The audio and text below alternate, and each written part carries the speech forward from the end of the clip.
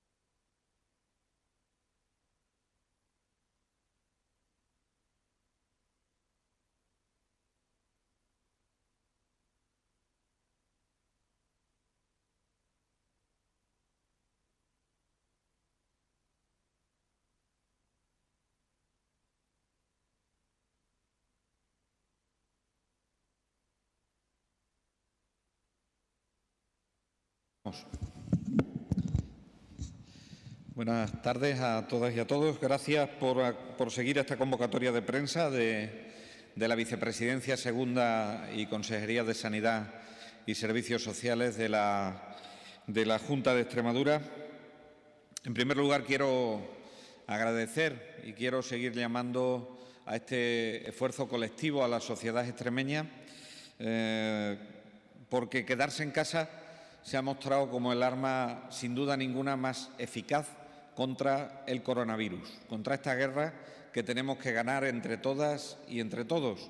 Y la mejor arma que tenemos en este momento para hacerlo posible, o una de las mejores armas que tenemos en este momento para hacerlo posible, es sin duda ninguna el quedarnos en casa. Así que gracias a la sociedad extremeña por cómo está respondiendo a estas medidas de aislamiento, a estas medidas de confinamiento que nos está permitiendo poder afrontar de mejor manera el virus.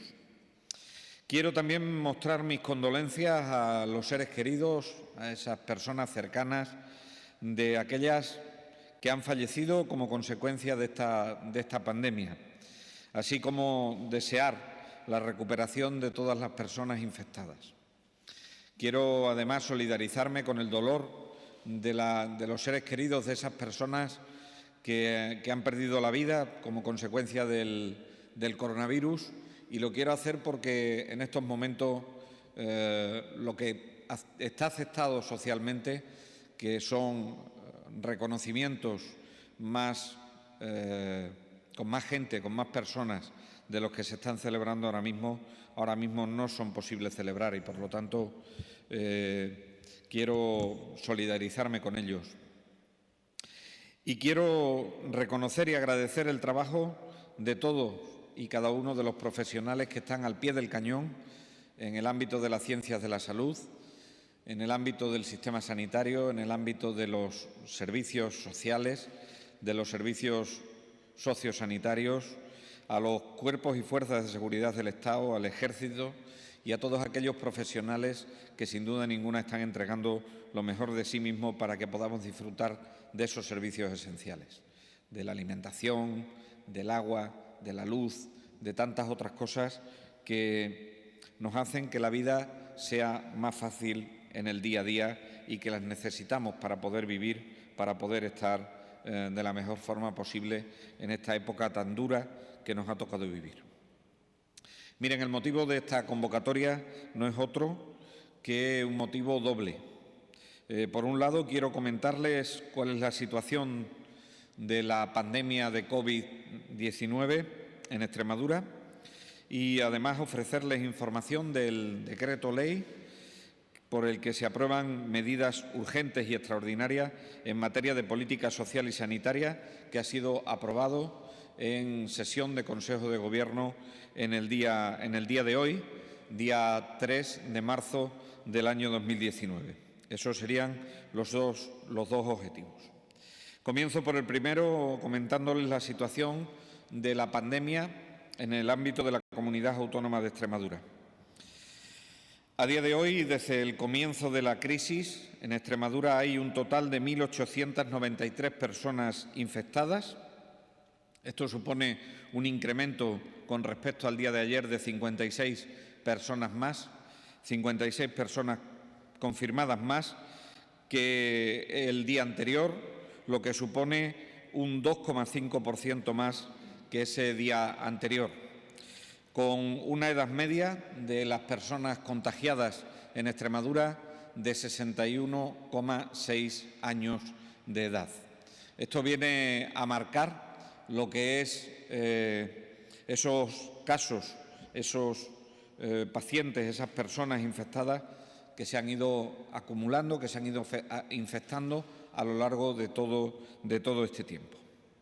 En este momento y con este número de casos, si se ordenasen por fecha de inicio, como tienen ustedes en la diapositiva que están en la pantalla, si se ordenasen por el inicio en los síntomas, veríamos que nos sigue confirmando la hipótesis con la que hemos venido trabajando desde hace unos días, y esa hipótesis con la que hemos venido trabajando hace unos días es que el pico, no sabemos si el único pico o el pico o un doble pico, pero el pico se ha debido dar a lo largo del día, entre los días 23 y 25 del mes de marzo, y por lo tanto en el momento actual la pandemia sigue en Extremadura una tendencia afortunadamente a la baja, que esperamos que se vaya confirmando en los próximos días, y así lo estamos siguiendo desde el punto de vista epidemiológico. Del total de casos positivos en Extremadura han fallecido hasta el día de hoy 200 personas. Con esta cifra son 19 personas más que el día anterior.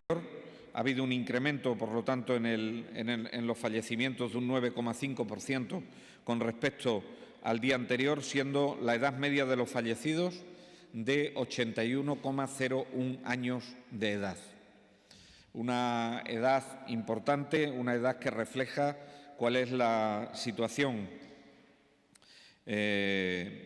demográfica de nuestra comunidad autónoma y cuál es la población más vulnerable para que el virus ataque. En un porcentaje alto de los fallecidos, estos fallecidos estaban en centros residenciales, porque ahí es donde reside nuestra parte de la sociedad más vulnerable a este maldito virus. De los casos positivos hemos conseguido dar a lo largo del periodo 164 altas. Estos suponen 25 altas más que el día anterior, lo cual nos lleva a un incremento del 15% en el número de altas con respecto al día anterior. Por lo tanto, hoy podemos afirmar, y es uno de los datos más positivos que podemos mostrarle a la sociedad extremeña, hoy podemos demostrar que se curan más personas que fallecen en la Comunidad Autónoma de Extremadura. Se curan un 15% frente a un 9,5% de fallecimientos de un día para otro, ¿no? Con lo cual hay motivos para la esperanza de que el virus lo podemos combatir y lo podemos vencer entre todas y entre todos. Miren, del total de los casos activos, que son 1.529 pacientes positivos en el momento actual en Extremadura, un 73% se encuentran en aislamiento domiciliario, por lo tanto tienen unos síntomas leves que no requieren hospitalización. Un 27% están en este momento hospitalizados, por lo tanto tienen síntomas de una cierta gravedad que ha requerido esa infección, que ha requerido que estén hospitalizados como consecuencia de esa infección, y afortunadamente, solamente el 4% de las personas que están hospitalizadas tienen que estar hospitalizadas en una cama de las unidades de cuidados intensivos en nuestra comunidad autónoma. Estas cifras nos vienen a avalar en la gestión que se está haciendo por parte fundamentalmente de nuestros profesionales sanitarios y sociosanitarios, de seguir las recomendaciones que establece la OMS en atención a los pacientes con infección por COVID-19, donde muestran que haya un 80% en aislamiento domiciliario, haya alrededor de un 20% en el hospital y de esos un 5% estén ubicados en las UCIs. Por tanto, siguiendo esas recomendaciones y también haciendo referencia a una parte muy importante, a lo que es el escudo frente a esta pandemia del coronavirus, que son nuestros profesionales sanitarios, por los que quiero mostrar un reconocimiento profundo, por los que quiero mostrar un agradecimiento extremo por todo el esfuerzo que están haciendo para sacar adelante esta pandemia. En el periodo hemos tenido un total de 284 profesionales de las ciencias de la salud infectados, de los cuales hemos sido capaces ya de dar 15 altas, y esto supone, si los comparamos con el total de personas, de extremeños y extremeñas infectados, un 14% del total de esos pacientes infectados, por debajo de la media española. Por lo tanto, era cuestión de que fuésemos trabajando intensamente en proteger a nuestros profesionales para que estas cifras claramente bajasen y controlásemos también las fuentes de infección que tenían nuestros profesionales para que estas cifras en porcentaje fuesen bajando a lo largo de este periodo. Cuestión que celebro y que quiero que se siga bajando para ver si nos podemos ajustar a que las infecciones en nuestros profesionales sanitarios, en nuestros profesionales de las ciencias de la salud, sean prácticamente inexistentes. Para conseguir estos datos, lo primero que siempre hemos pretendido es proteger, ya digo, a nuestros profesionales en todos los protocolos y en la puesta a disposición de los equipos de protección individual necesarios para la protección y siempre basados en los protocolos que establecen no solo la OMS, sino también el Ministerio de Sanidad en coordinación con los servicios de prevención de riesgos laborales. Quiero poner en valor el trabajo de la atención primaria de salud y el desarrollo que este nivel de atención tiene en la Comunidad Autónoma de Extremadura. Sin esos profesionales de la atención primaria de salud, en este momento sería imposible que tuviésemos ese 73% de pacientes infectados en aislamiento domiciliario. A ellos quiero agradecerle el trabajo que realizan en sus centros de salud, que realizan en sus consultorios locales, que realizan en las unidades de apoyo de la atención primaria de salud, pero también el trabajo sanitario en el control de las residencias que se encuentran ubicadas dentro de la zona de salud donde trabajan. Gracias al desarrollo de esa atención primaria de salud, a sus profesionales y a que reabrimos los puntos de atención continuadas accesorios que cerraron otros gobiernos, hoy somos capaces de fijar a la población al territorio. Hoy somos capaces de que haya ese 73% de pacientes que se encuentran en ese aislamiento domiciliario. Destacamos también como un aspecto positivo en la atención primaria de salud la implantación que hemos hecho de la teleconsulta, donde hemos dotado, antes de que ocurriese la crisis, de nuevos ordenadores a los profesionales de la atención primaria de salud, y esto supone una atención muchísimo más personalizada, supone una atención dirigida a prevenir los contagios comunitarios, manteniendo un contacto telefónico de alrededor, en lo que va de esta crisis, de más de 6.000 pacientes, con un apoyo a centros sociosanitarios muy estrechas y con una educación a familias y a pacientes, y además a ayudar a detectar cuál es la población vulnerable para la infección COVID-2019. Sepan ustedes que, por darles algunas cifras de actividad en la atención primaria de salud, porque se sigue haciendo también actividad en atención primaria de salud, aunque nos tengamos que dedicar al COVID, a esta pandemia, en la semana del 16 al 29 de marzo se han realizado más de 5.600 consultas administrativas, más de 27.100 consultas presenciales o más de 3.600 consultas telefónicas. O se han atendido más de 3.800 consultas a domicilio. Gracias, por tanto, a todos los profesionales de la atención primaria que han permitido que hoy hayamos podido realizar, a día de hoy hayamos podido realizar 700 videoconsultas en las últimas 2 semanas, cuando esto era testimonial antes de esta tremenda pandemia que hoy tenemos con nosotros y a la cual tenemos que vencer. En estas semanas tenemos que estar preparados desde el punto de vista también hospitalario. La capacidad hospitalaria actual y de UCIs hoy no sería la misma sin que no hubiéramos puesto en funcionamiento el Hospital Universitario de Cáceres. Quiero agradecer a todos los profesionales y quiero agradecer que se haya abierto el Hospital Universitario de Cáceres. Hoy, la pandemia, el afrontamiento de la pandemia en Extremadura, sin haber abierto en la legislatura pasada el Hospital Universitario de Cáceres, hoy no sería posible. No sería posible contar con las más de 270 habitaciones que tiene ese centro, o no sería posible contar con las cerca de 40 camas que tiene en las unidades de cuidado intensivo. También ha sido importante cerrar el conflicto legal que teníamos con la parte nueva del Hospital Virgen del Puerto de Plasencia, que ha permitido que podamos tener hoy 5 puestos más de UCI en ese hospital y que posteriormente, cuando pase la pandemia, será reconvertido a su configuración original para lo que estaba previsto, que son quirófanos.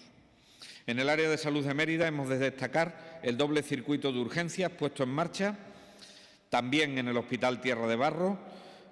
También tenemos que destacar la zona de hospitalización en el área de rehabilitación, que nos ha permitido contar con 34 camas más de hospitalización, 10 puestos en sillones, oxigenoterapia, 40 puestos y sala de críticos, que también podemos poner en marcha hoy. Hemos incrementado las plazas residenciales de hospitalización en 34 habitaciones que disponen de oxigenoterapia en el área de salud de Mérida y 60 plazas de residencia en general en el área de salud de Mérida, en concreto y fundamentalmente gracias a la colaboración con una entidad privada que se encarga de una residencia en la localidad de Villafranca de los Barros. Esto nos ha permitido hoy disponer de 3.100 camas hospitalarias en todo nuestro servicio extremeño de salud, de las cuales en el momento actual están ocupadas 1.350 camas, entre pacientes que son positivos a COVID-19 y pacientes que tienen otras enfermedades. Por lo tanto, si hacen ustedes la resta entre 3.100 camas y 1.350 camas, comprobarán que nos queda todavía un colchón de camas suficientes, que nuestro sistema está preparado para poder absorber si se incrementase la frecuencia o las necesidades de hospitalización de nuestros pacientes. Les quiero decir que disponemos de 160 plazas de UCI a día de hoy en nuestra comunidad autónoma, con una ocupación actual de 83 de esas 160 plazas de UCI, lo que hace que tengamos una ocupación de 51,8% de esas camas. Esto nos permite también poder disponer de ese colchón de camas de UCI que son absolutamente necesarias para afrontar esta pandemia. Hemos realizado 7.259 pruebas de PCR, con un 26% de positivos. Es decir, hemos dado 1.893 pruebas positivas. Somos una de las comunidades autónomas que más pruebas de PCR por cada 100.000 habitantes hemos realizado. Esto lo digo frente a la crítica de algunos que han puesto en duda que nosotros estuviésemos realizando todos los esfuerzos para la realización de estas pruebas de las que hoy disponemos de PCR. Jamás hemos dado una orden en contra de realizar pruebas de PCR y lo que siempre hemos hecho es adaptarnos a los protocolos del Ministerio de Sanidad. Hemos dado en el periodo que va de pandemia 116 altas hospitalarias que muestran, por un lado, el funcionamiento que tiene nuestro sistema sanitario público de Extremadura, con pacientes que se curan, y por otro lado, le dan la esperanza a aquellos pacientes que hoy están infectados que es posible sobrevivir a esta infección, que es posible pasar esta enfermedad y que el sistema sanitario está volcado en la recuperación de esos pacientes. Uno de los objetivos es el control y la vigilancia estricta de las residencias de mayores, y lo es, y se lo decía el otro día en rueda de prensa, por la población vulnerable que allí se encuentra. Decirle que de las 324 residencias que tenemos en Extremadura, en 49 residencias hay algún paciente positivo en el momento actual, lo que supone que el 14% de nuestras residencias tendría algún paciente positivo de COVID en ella. En segundo lugar, en 26 residencias de esas 324 se ha producido algún fallecimiento, desgraciadamente, por culpa del coronavirus. Eso nos lleva a afirmar que en el 8% de nuestras residencias se ha producido algún fallecimiento por coronavirus. El número de residentes positivos en residencia es de 277, lo que supone un 1,8% del total de residentes que tenemos en la Comunidad Autónoma de Extremadura.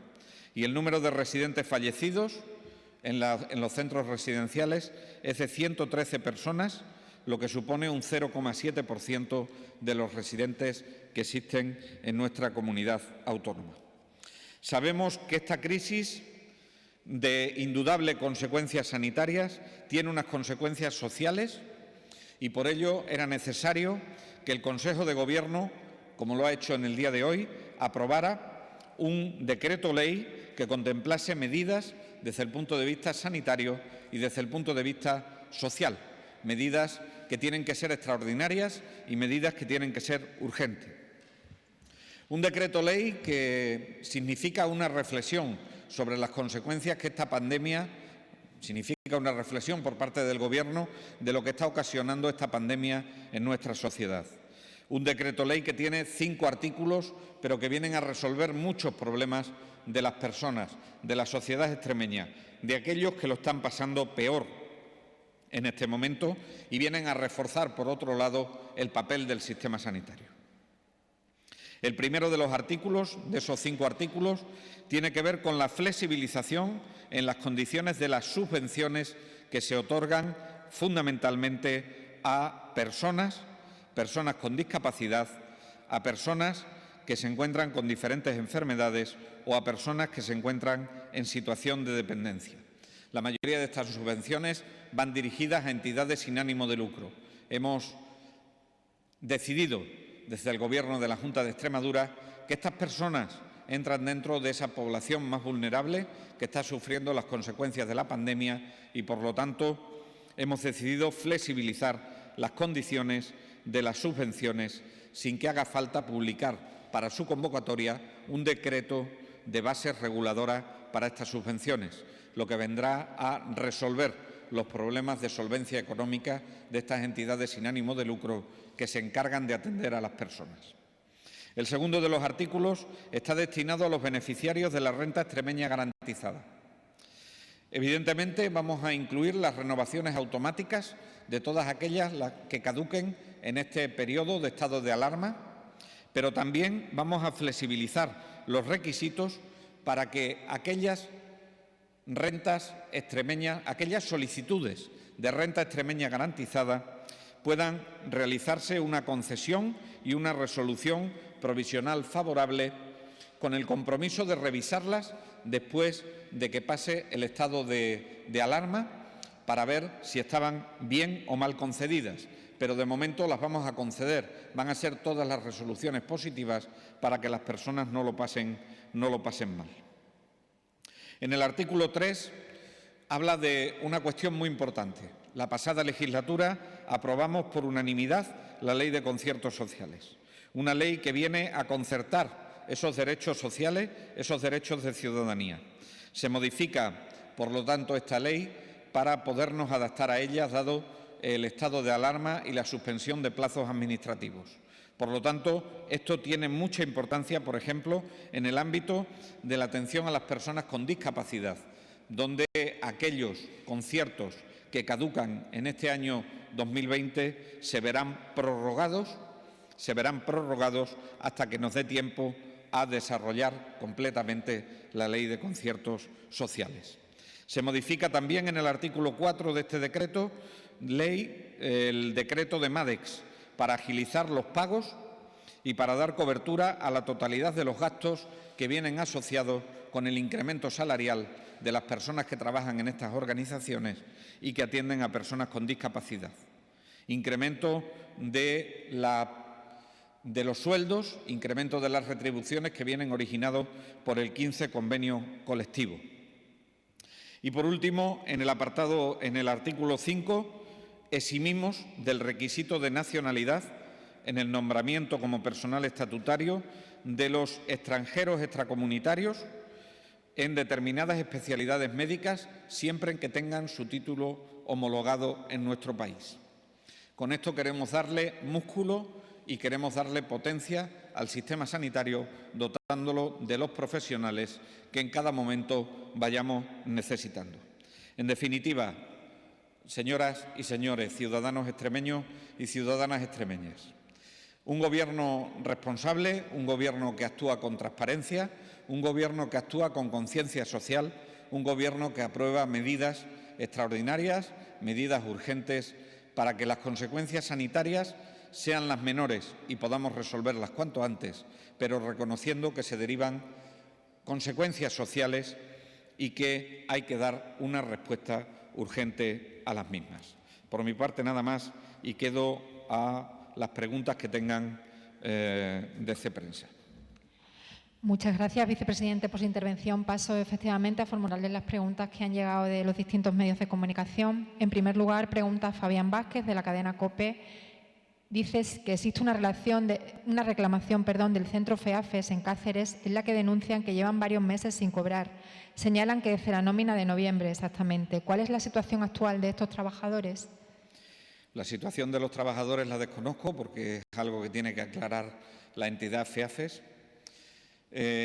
Yo lo que puedo aclararle al periodista que hace la pregunta, lo que puedo aclararle es que nosotros estamos al corriente de pago hasta el mes de febrero.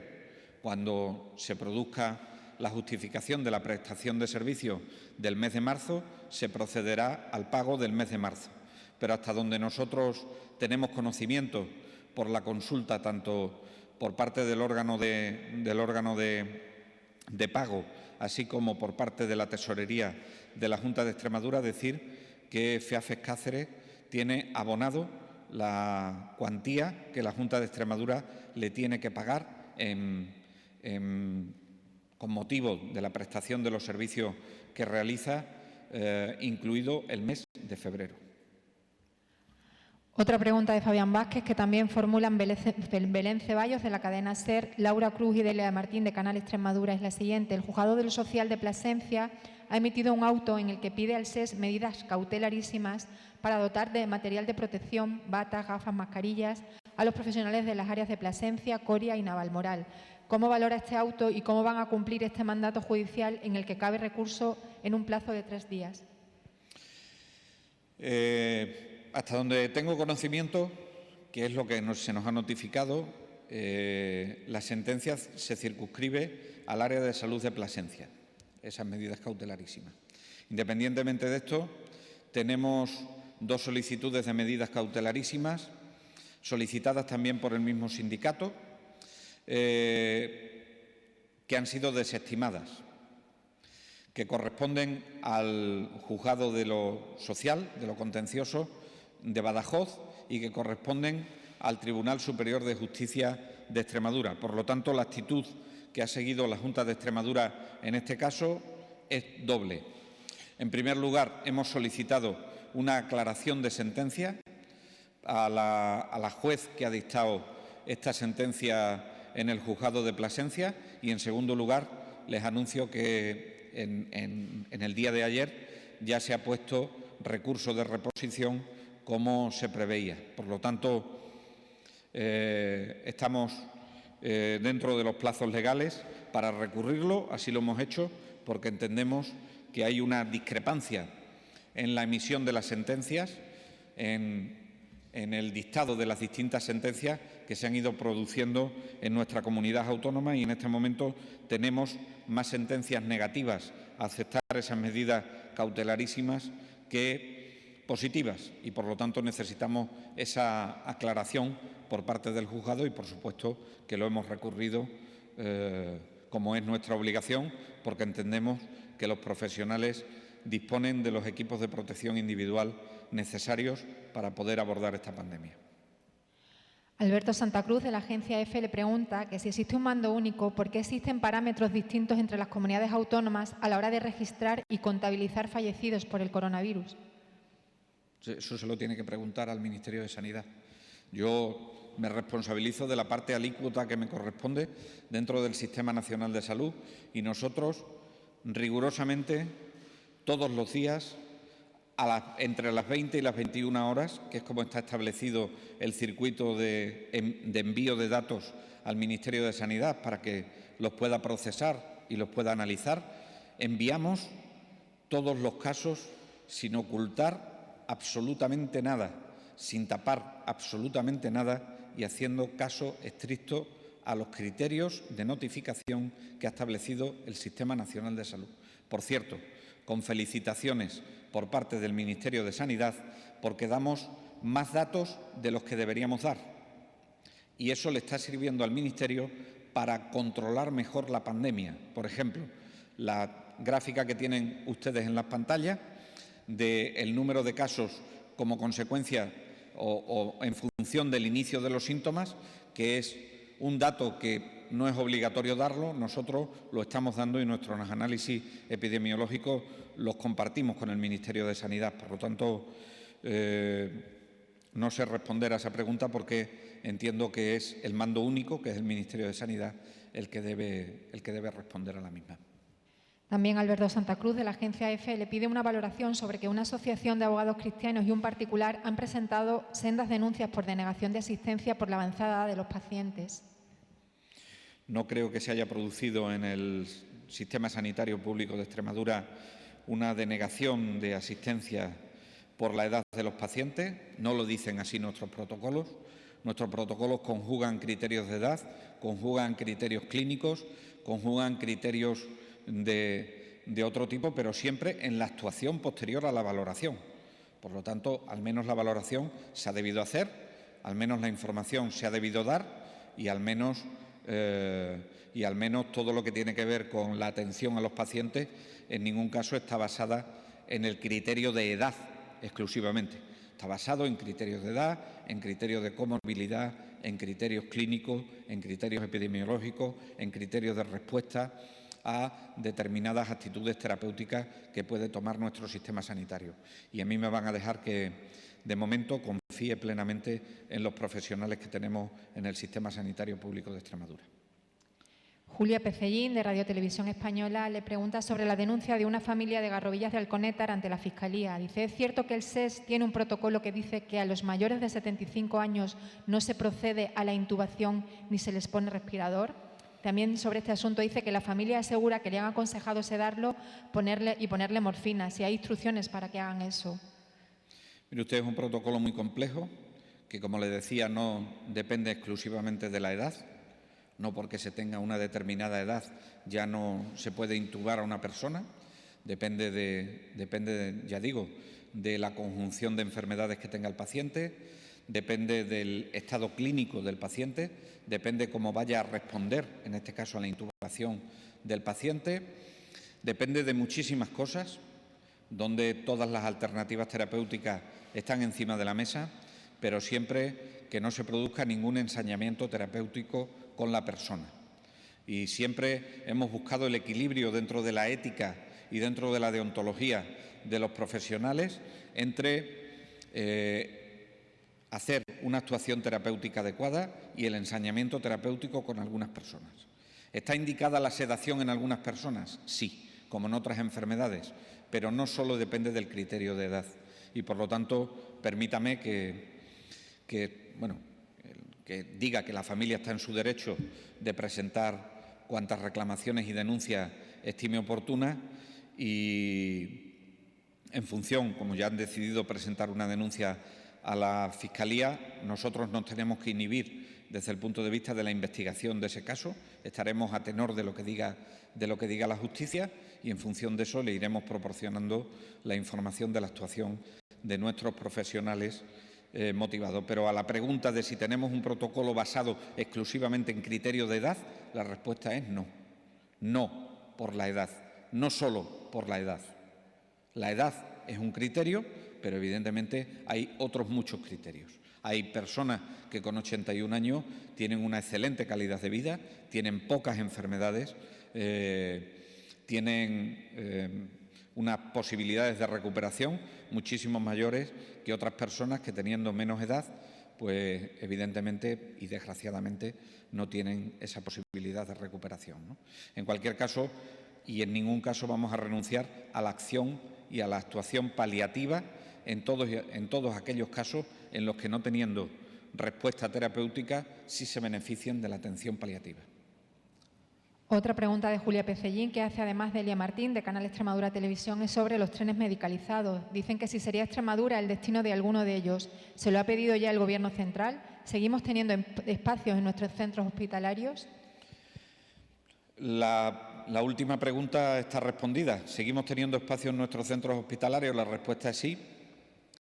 La respuesta a la segunda pregunta, con respecto a si nos ha pedido el Gobierno de España traer pacientes de otras comunidades autónomas a Extremadura, sea en tren o sea en ambulancia, la respuesta es no, no se nos ha pedido. Por lo tanto, no espero que vengan, al menos hasta el día de hoy, que no nos lo ha pedido el Ministerio de Sanidad. Y la verdad es que el Ministerio de Sanidad está actuando con mucha coordinación, a pesar del mando que le da la situación del estado de alarma. Y, en tercer lugar, los trenes medicalizados son una iniciativa del Ministerio de Movilidad. Esos trenes medicalizados saben que se están utilizando en otros países de nuestro entorno. Creo recordar que en Francia se están utilizando trenes medicalizados. Pero, si me permiten una opinión muy personal, a mí no me parece que el medio de transporte adecuado para traer pacientes a Extremadura sea el tren, en este caso, y, por lo tanto, nosotros, si se nos da el caso que el Ministerio de Sanidad se dirija a nosotros para decirnos que que necesita derivar pacientes de otras comunidades autónomas a nuestra comunidad autónoma, desaconsejaremos vivamente que lo hagan en tren. Facilitaremos otros medios de comunicación que, en este momento, por la situación de nuestras vías y por la situación de nuestra infraestructura ferroviaria, en este momento son más seguros que el tren. Julia Pecellín le pregunta, además, sobre los test rápidos, le pregunta que si han llegado y, en el caso de que no, ¿cuándo llegarán? Los test rápidos se están evaluando por el Instituto de Salud Carlos III. Yo espero que en los próximos días pues los test rápidos que dependen del Ministerio lleguen. Yo siempre diré lo mismo, lo vengo repitiendo desde el inicio de esta pandemia. Siempre que se vaya a poner en marcha una técnica diagnóstica, como es un test, sea este rápido o sea lento, de cualquier tipo, hay que tener mucha seguridad en lo que se hace para no dar, sobre todo, falsos negativos. Un falso negativo significa que le estamos diciendo a una persona que tiene coronavirus que no tiene coronavirus. Eso es un falso negativo. Y diagnosticarlo con un falso negativo significa que estamos introduciendo transmisión comunitaria, porque le daremos el alta y actuaremos con total normalidad con esa persona. Por lo tanto, lo primero que nos tienen que demostrar los test rápidos es que sirven, y una vez que sirven, ¿para qué sirven? Y una vez que decidamos que sirven y para qué sirven, pues que el Ministerio los introduzca en el protocolo de abordaje de casos que tiene y que elabora y que modifica a través de la Ponencia de Salud Pública. Luis Álvarez de Europa Press abunda en el tema de traslado de pacientes entre las comunidades autónomas y dice que el ministro de Sanidad agradeció ayer a las comunidades autónomas que en los últimos días se han ofrecido a recibir pacientes de coronavirus de otras autonomías al tener una capacidad en las UCI aún no colapsada. Dice que si la Junta de Extremadura se ha ofrecido para esta cuestión o tiene pensado hacerlo y que en caso afirmativo, ¿cuál sería la zona idónea de Extremadura para albergar a esos pacientes y de qué manera se producirían los traslados? Pues mire, no nos hemos ofrecido. El Ministerio de Sanidad, a través de una orden ministerial, tiene nuestros datos de ocupación puntualmente de camas hospitalarias y de unidades de cuidados intensivos.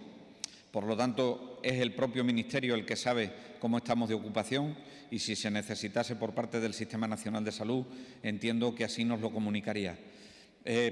Sin haber hecho el ofrecimiento, sin saber en qué situaciones clínicas vendrían esos hipotéticos pacientes que viniesen, es difícil que decidamos dónde van a ir, porque dependiendo de cómo vengan y dependiendo de las necesidades terapéuticas que tengan, pues así tendríamos que actuar. Pero no creo que sea cuestión de ofrecimiento, sino que es una cuestión de información puntual al Ministerio de Sanidad de cómo nos encontramos nosotros desde el punto de vista de la ocupación hospitalaria y de la ocupación de las camas de UCI, que ya digo que nosotros lo hacemos con la regularidad a la que nos obliga la orden ministerial dictada la semana pasada. Rocío Sánchez, del periódico Extremadura, le pregunta que cuál es el protocolo en las residencias de mayores, que si se le hacen los test a los mayores con síntomas y aislados. Bueno, si un paciente está aislado, significa que ya es positivo.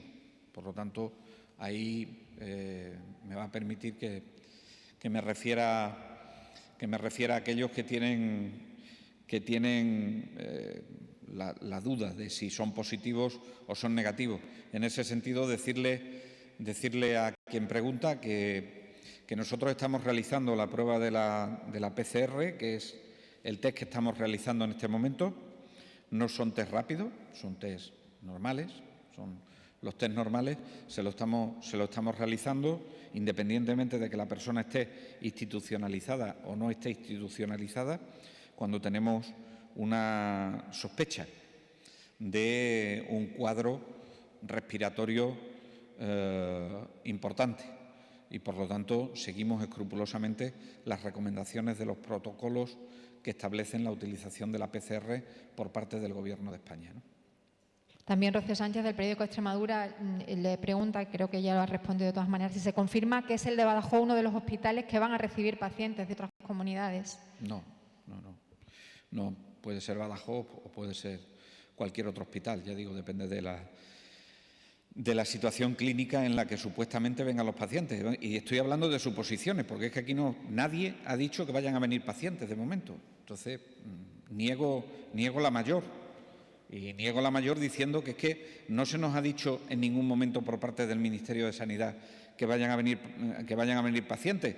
Y lo afirmo hoy, día 3, a las 1:10 de la tarde.